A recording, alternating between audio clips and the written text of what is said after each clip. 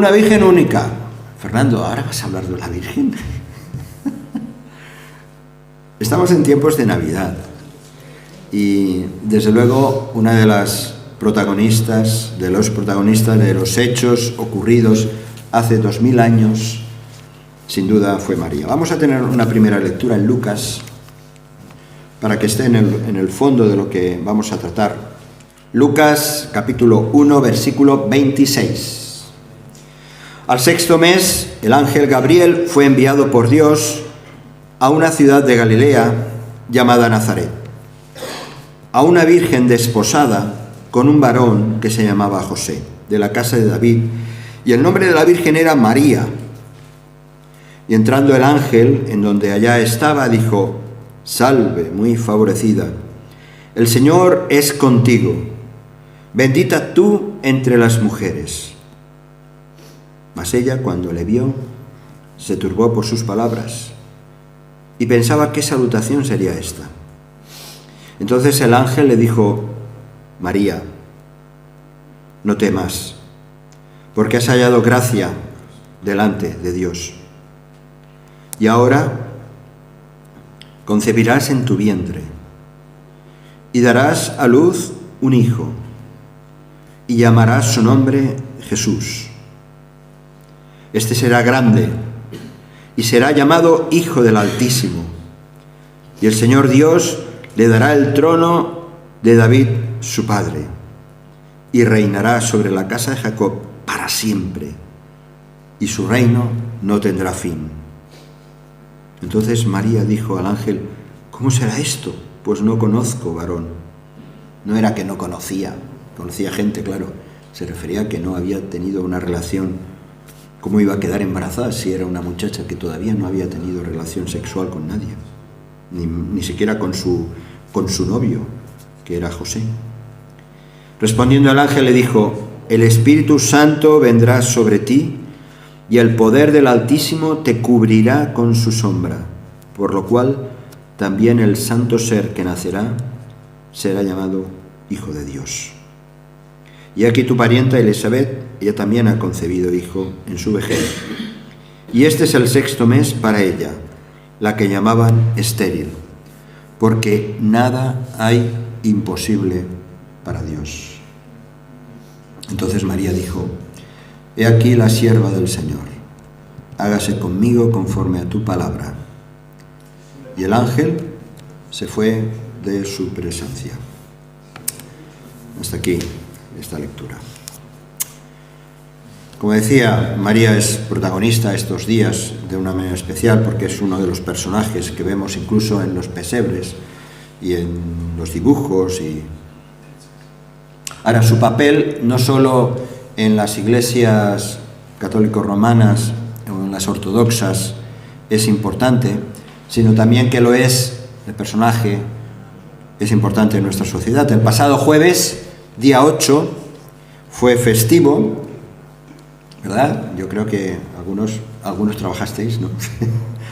Fue festivo porque está instaurada la festividad de la popularmente llamada la fiesta del Día de la Purísima, ¿verdad?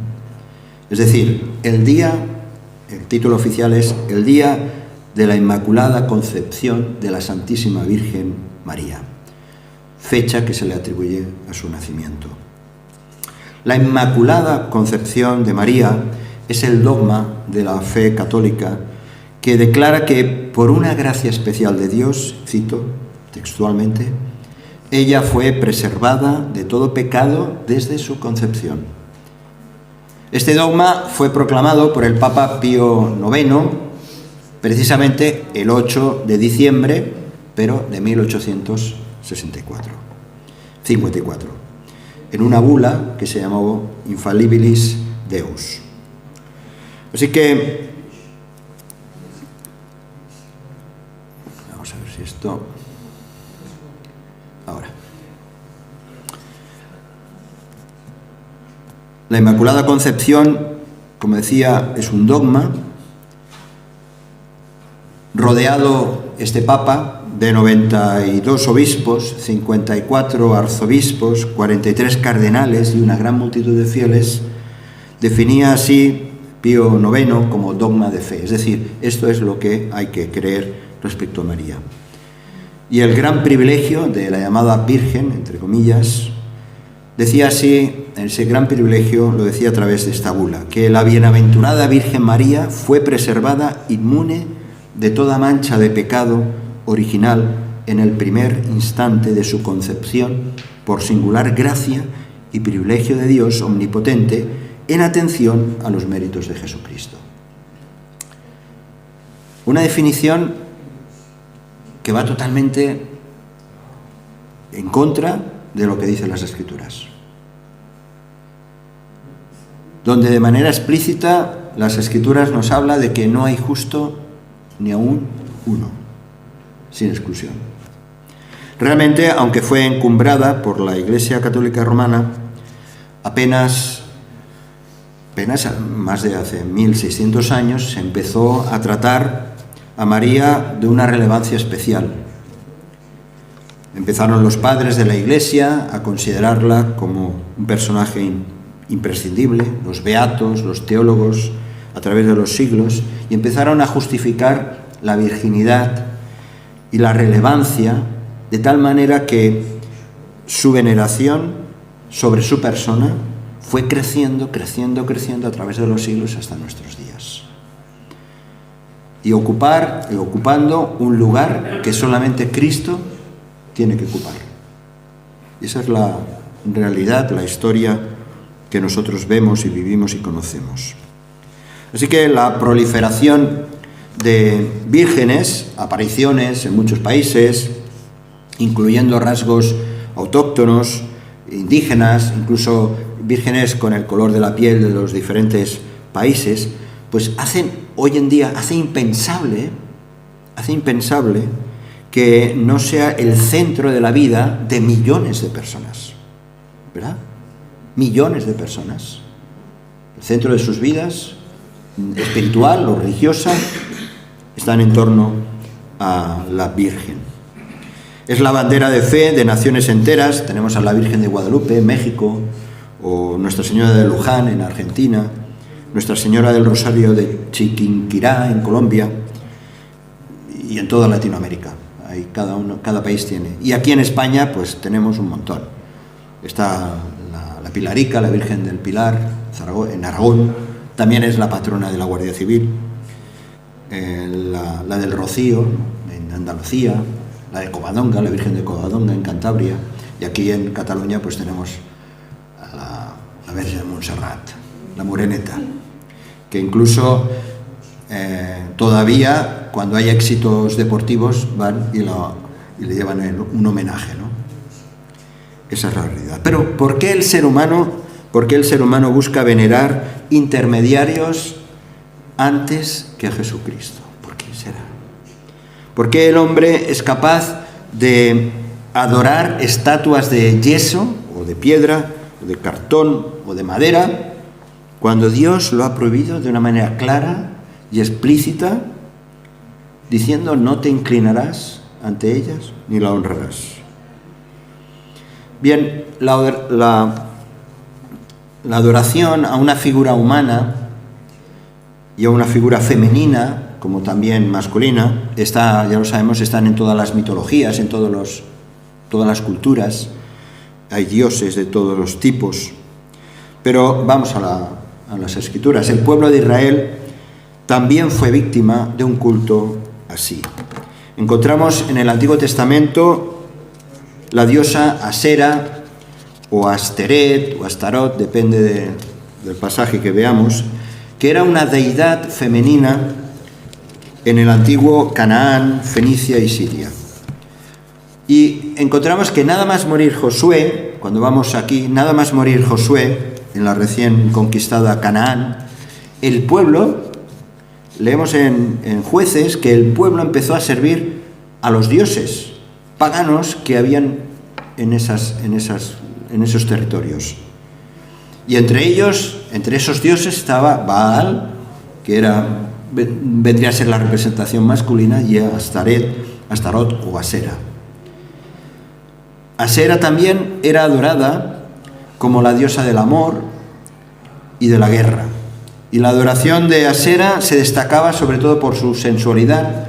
Esta es una imagen de las más suaves que he puesto, porque estaba muy involucrada en todo lo que era la prostitución. Los sacerdotes y sacerdotisas de Asera promovían, practicaban no solamente todos los desórdenes sexuales, sino también la adivinación, la lectura de la suerte y cosas así. Encontramos en las Escrituras también el caso de Salomón. Salomón nos dice, Primero de Reyes, el primer libro de Reyes, capítulo 11, una situación que se nos escapa de la mente, pero eso a veces lo encontramos incluso en el ámbito de nuestras propias vidas congregacionales, ¿no? Personas que han sido fieles, pero en el último momento de su vida están viviendo otro tipo de experiencia espiritual y se alejan del Señor. Y en el caso de Salomón, Primero de Reyes, capítulo 11, todo el capítulo nos habla de la caída espiritual de Salomón. Y dice, versículo 4, y cuando Salomón era ya viejo, sus mujeres inclinaron su corazón tras dioses ajenos, y su corazón no era perfecto con Jehová, su Dios, como el corazón de su padre David. Porque Salomón siguió a Astoret, fijaos, diosa de los sidonios, y a Milcom, ídolo abominable de los amonitas. E hizo Salomón lo malo ante los ojos de Jehová, y no siguió cumplidamente al Señor como David su padre. Entonces edificó Salomón un lugar alto a Quemos, ídolo abominable de Moab, en el monte que está enfrente de Jerusalén, y a Moloc, hijo abominable de los hijos de Amón.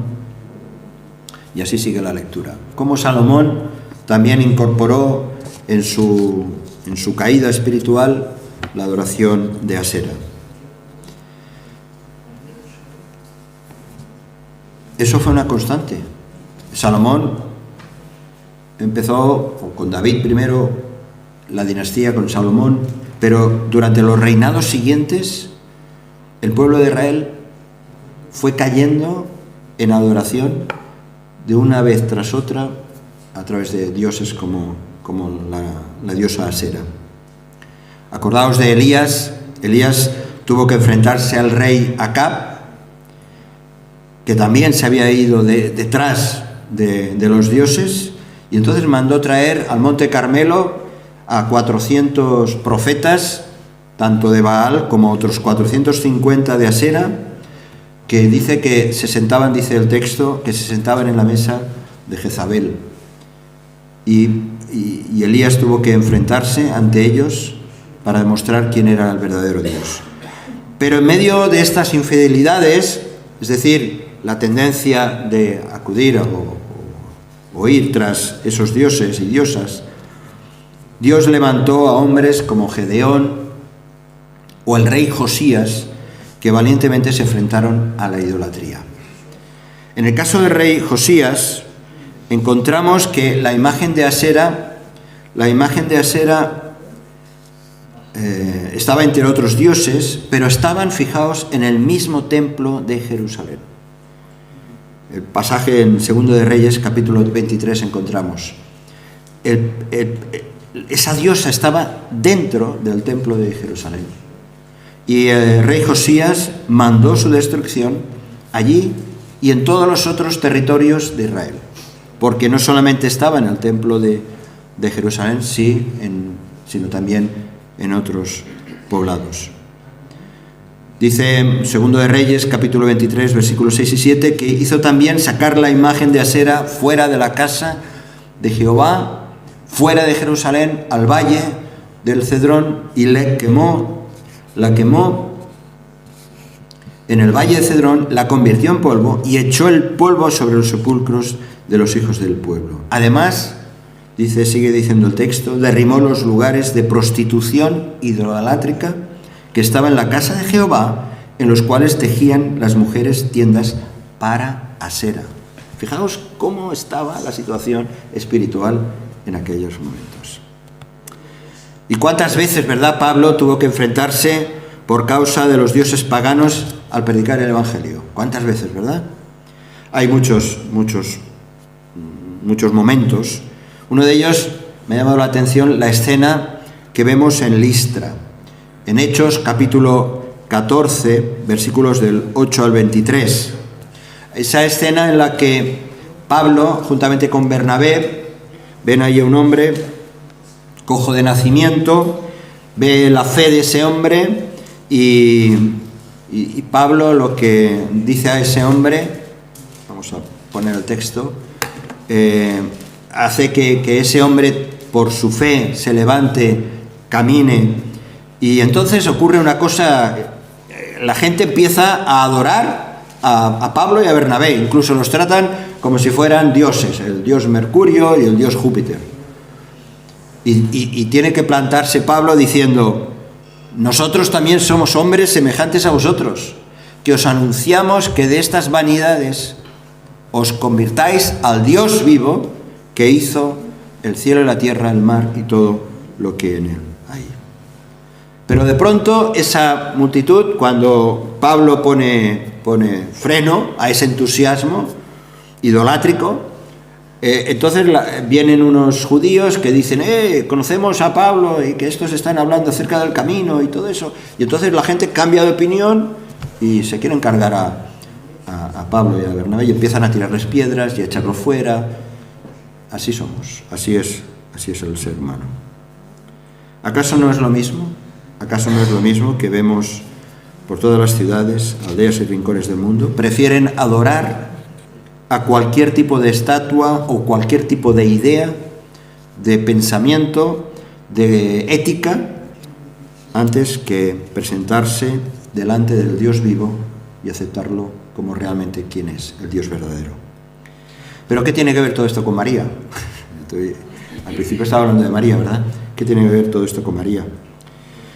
Creo que es una deriva, lo que es un poco la historia que he estado compartiendo al principio, es un poco la deriva del ser humano.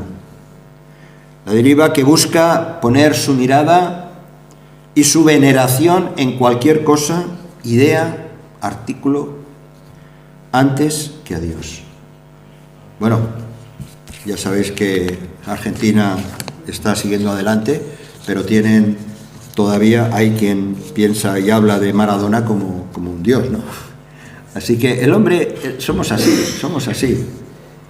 Pero vamos al personaje, vamos a María.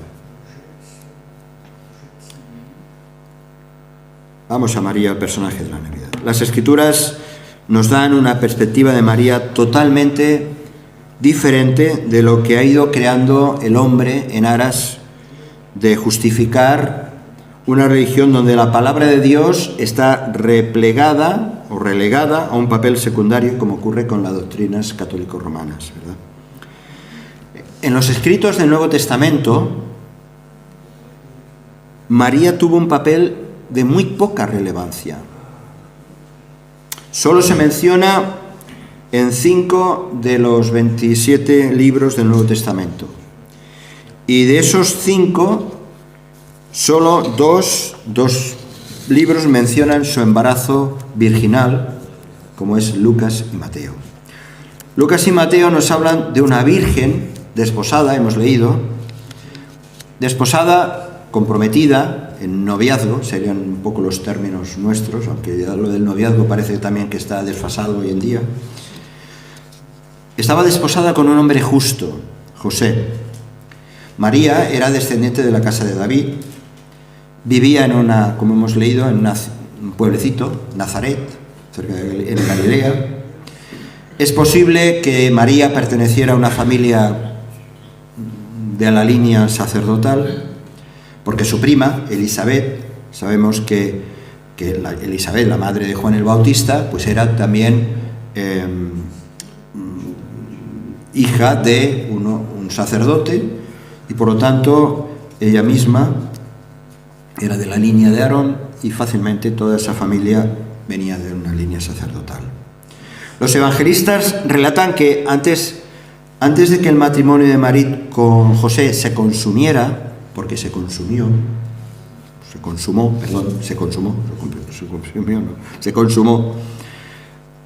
relatan que cuando solo se hallaban en esta fase de esponsales, de noviazgo, por ponerlo en nuestros términos, nos relatan los evangelistas que ella quedó encinta, embarazada. Dado que José no había mantenido relaciones sexuales con ella, llegó a la conclusión de que María era culpable de adulterio y resolvió repudiarla en secreto, rechazarla en secreto, posiblemente porque, y él sabía, José, que declarar a una muchacha que había adulterado, porque habían unos compromisos ya, unos compromisos prematrimoniales, podría acarrear incluso el morir apedreada. Y él quería repudiarla en secreto, dice. Por eso Mateo nos dice que estando desposada, María, su madre, con José, antes que se juntasen, se halló que había concebido del Espíritu Santo. José, su marido, como era justo y no quería infamarla, quiso dejarla secretamente. José estuvo a punto de repudiarla, de rechazarla, de no ser porque un ángel, aparecido en sueños, le anunció que el niño que se estaba formando en el seno de María era fruto de la acción directa del Espíritu Santo.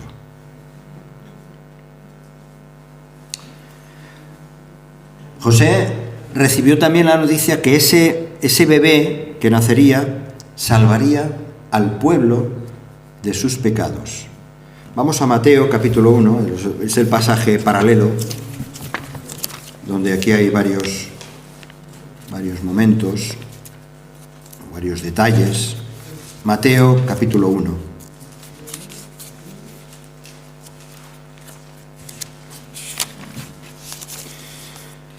Capítulo 1, versículo 20. Pensando en esto, he aquí el ángel del Señor le apareció en sueños y le dijo: José, hijo de David, no temas recibir a María, tu mujer, porque lo que en ella es engendrado del Espíritu Santo es. Y esa concepción virginal no dejaba de ser más que el cumplimiento de Isaías 7:14. Por tanto, el Señor mismo os dará señal, he aquí la Virgen concebirá y dará a luz un hijo y llamará su nombre Emmanuel. Así que en todo esto José estaba percibido de que lo que estaba ocurriendo era algo extraordinario, algo fuera de lo normal. Hablando de virginidad, hablar de virginidad hoy en día no solo parece obsoleto, ¿verdad?, sino que incluso va en contra de la ética permisiva actual y que además promueve la libertad sexual desde la infancia, como algunos partidos políticos están defendiendo en estos momentos. Pero ser virgen en el Antiguo Testamento significaba para la mujer no haber tenido relaciones sexuales, ya fuera antes de la relación conyugal, como también podía ser virgen, como al pasar de los años no haber conocido a varón. Conocido a varón es haber establecido una relación sexual. Acordaos cuando Abraham, ya de avanzada edad, envió a su criado a buscar mujer para su hijo Isaac. El criado se encuentra con Rebeca y nos describe cómo era Rebeca. Dice que doncella, era de aspecto muy hermoso, virgen, a la que varón no había conocido, la cual descendió a la fuente, llenó su cántaro y se volvía, y ahí la historia sigue adelante. Esa era la idea central de la virginidad. No había conocido varón. Dicho de otra manera, no había tenido la intimidad sexual con un hombre. Hace un tiempo se entendía la virginidad femenina por un hecho meramente fisiológico: mantener el himen o esa membrana fina que cubre la vagina femenina sin ruptura por la penetración del pene masculino. Es cierto, pero hecha la ley, hecha la trampa. Hay otras muchas maneras de practicar sexo sin que eso ocurra, precisamente. Pero hoy la virginidad, incluso socialmente y sobre todo entre los adolescentes, empieza a ser mal vista.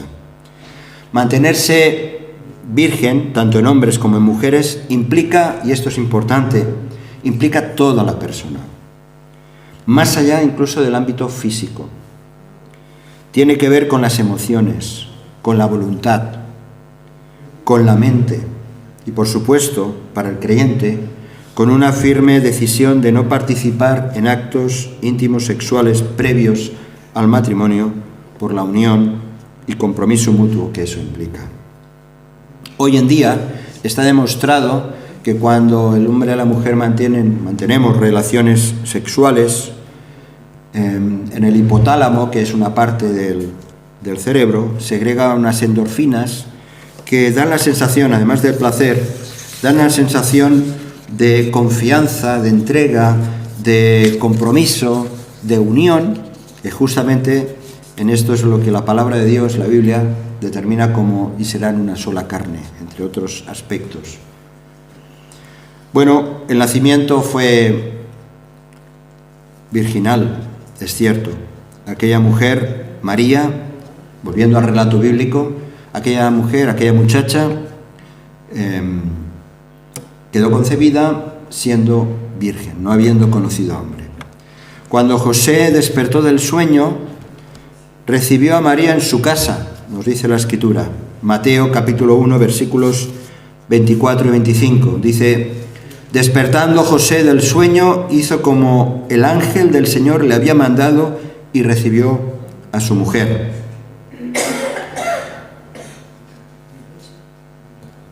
Pero no la conoció, es decir, no tuvo relaciones sexuales, José, con María, hasta que dio a luz a su hijo primogénito y le puso por nombre Jesús. Fijaos en el detalle, hasta que dio a luz y su hijo primogénito. Por cierto, el texto dice primogénito, lo cual, y esto aparece en muchas versiones, tanto en español como en otros idiomas, nos da la idea, indica que Jesús para María fue el primero de otros que luego vendrían, como leemos en otros pasajes, como en Lucas 8:20, donde se menciona a María y los hermanos de Jesús, ¿verdad? Así que María dejó de ser virgen. Es interesante ver, y permitirme un paréntesis con José, es interesante ver cómo el evangelista Mateo presenta a José como protagonista, de alguna manera, en el nacimiento de Jesucristo. ¿Y protagonista por qué? Porque muestra la obediencia a la revelación de Dios. Es decir, él obedece recibiendo a María en casa como su mujer. En segundo lugar, manteniendo su abstinencia sexual hasta después del nacimiento de Jesús. Después sí. Y en tercer lugar, poniendo el nombre, leyendo el sueño, poniéndole el nombre a ese bebé, ese nombre que le había revelado el ángel, y ese nombre era Jesús. Imaginaos por un momento, y aquí hombres que estamos presentes, todas las vivencias que tuvo que experimentar José. El susto, la incomprensión, lo sobrenatural, y aún así dando pasos de fe y siendo obediente a Dios. Algo de eso tenemos que aprender los hombres. La doctrina del nacimiento virginal realmente es muy importante, es crucialmente importante. Cuando el ángel se presenta ante María y le da la noticia, ella pregunta: bueno, ¿y cómo será esto? Que le está diciendo que el ángel pondrá su sombra sobre ella, de una manera, yo no sé si poética o figurada, pero la intervención sobrenatural de Dios en el vientre de aquella muchachita, como era María, eso es algo tremendo que no nos entra, como no nos entra cualquier otra intervención divina que encontramos en las Escrituras. De nuestra lógica humana, material, tangible, que hemos de tocar, nos cuesta entender eso. Pero eso ocurrió.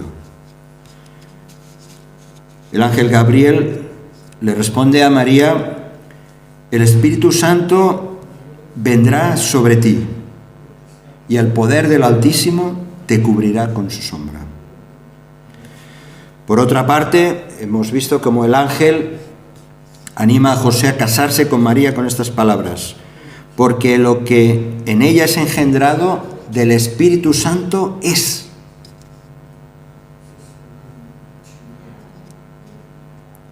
Mateo dice de María que se halló que había concebido del Espíritu Santo, versículo 18. Mateo 1:18. Estando desposada María su madre con José, antes que se juntasen, se halló que había concebido del Espíritu Santo. Esta es una certeza que las Escrituras lo deja como algo tremendo, que muchas veces los cristianos lo tenemos tan asumido que nos parece hasta casi normal, ¿verdad? Cuando es algo extraordinario. Ahora, estos pasajes claramente establecen que el nacimiento de Jesús fue el resultado de la obra del Espíritu Santo, obrando en el cuerpo de aquella muchachita, porque era una muchacha, era muy jovencita, María. Y allí estuvieron involucrados en ese acto, estuvo involucrado lo inmaterial, como es el Espíritu Santo, y lo material, como era el vientre de María. En este sentido, María fue el recipiente del nacimiento de nuestro Señor Jesús. Solo Dios pudo hacer este milagro, el milagro de la encarnación. Y por eso decimos que María fue una virgen única en la historia de la humanidad que Dios usó para su propósito. Es cierto, fue una virgen única que Dios usó para su propósito.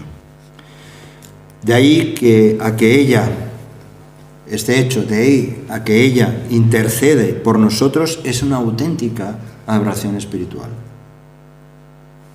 María, llamada Madre de Dios por el catolicismo romano, no puede interceder en el cielo por nadie, absolutamente por nadie. Eso es lo que se ha estado desarrollando a través de los siglos en una doctrina que no se ajusta a la palabra de Dios.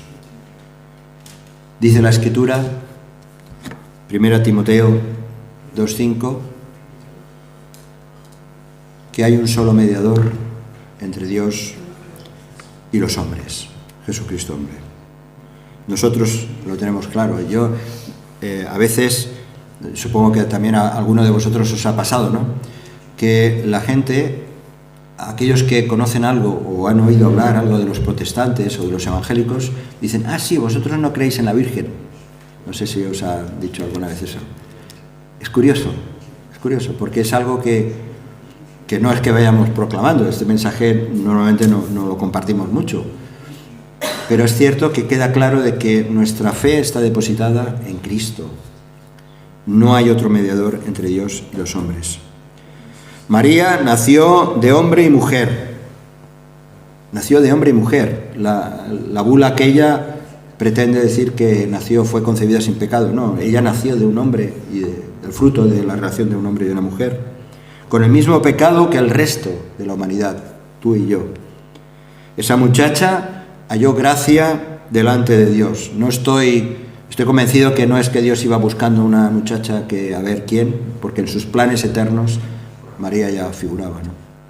Pero es curioso cómo la propia María tiene conciencia de esto, y en ese cántico, llamado el Magnificat, que hemos leído en el capítulo de Lucas, capítulo 1, versículos 46 y 47, ella misma dice: engrandece mi alma al Señor, y mi espíritu se regocija en Dios mi Salvador. María misma necesitaba la salvación de Jesús. María misma sabía que aquel fruto de su vientre iba a ser el Redentor de la humanidad. Era totalmente Jesús, totalmente Dios, con una naturaleza externa y sin pecado, Y el Espíritu Santo obró de una manera extraordinaria en aquel seno materno.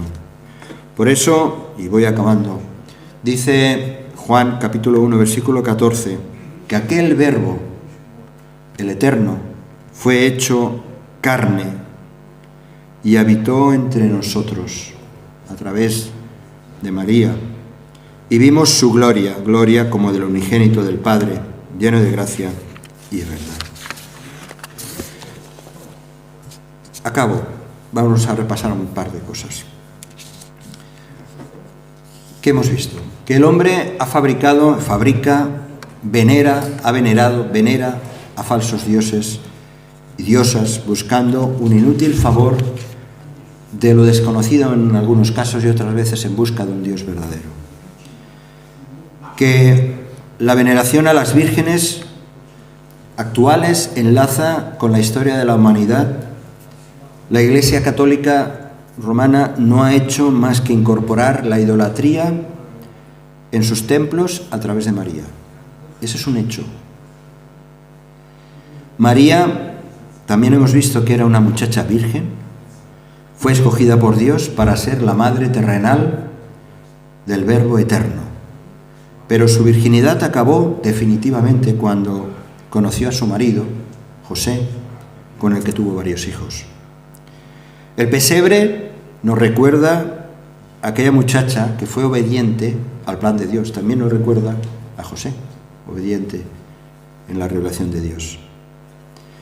Y que Jesús nació sin pecado por la acción del Espíritu Santo. Y es el único mediador al cual podemos y debemos acudir.